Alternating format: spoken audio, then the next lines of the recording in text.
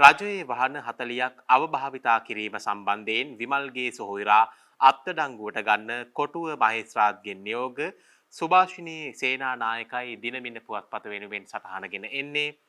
ජනාධිපති ලේකම් කාර්යාලයෙන් ජාතික නිදහස් පෙරමුණට ලබා දුන් රජයේ වාහන 40ක් අවභාවිතා කර මින් රජයට රුපියල් මිලියන 9ක පාඩුවක් සිදු කළ බව කියන සිද්ධියේ හිටපු ඇමති විමල් වීරවංශ මහතාගේ සොහොයුරු සරත් වීරවංශ අත්අඩංගුවටගෙන අධිකරණයට ඉදිරිපත් කරන ලෙස කොටුව මහේස්ත්‍රාත් පසන් අමරසේන මහතා පෙරේදා නියෝග කළේය. එමෙන්ම සරත් වීරවංශගේ විදේශ ගමන් තහනම් කරමින් නියෝගයක් නිකුත් කළ මහේස්ත්‍රාත්වරයා ඒ බව ආගමන විගමන පාලකයා වෙත දන්වා යවන ලෙස අධිකරණ රෙජිස්ට්‍රාර්වරියට නියෝග කළේය.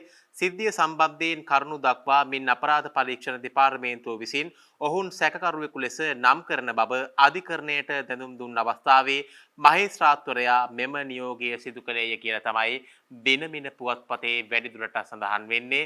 කොහොම වුණත් රජයේ වාහන 40ක් අවභාවිතා කිරීම සම්බන්ධයෙන් විමල් වීරවංශ මහතාගේ සොහොයුරා අත්අඩංගුවට ගන්න කොටුව මහේස්ත්‍රාත් අධිකරණයෙන් නියෝග කියලා තමයි දිනමින පුවත්පතේ ප්‍රමුඛ ඇතුල් පිටු වාර්තාවෙහි වැඩිදුරටත් සඳහන් වෙන්නේ.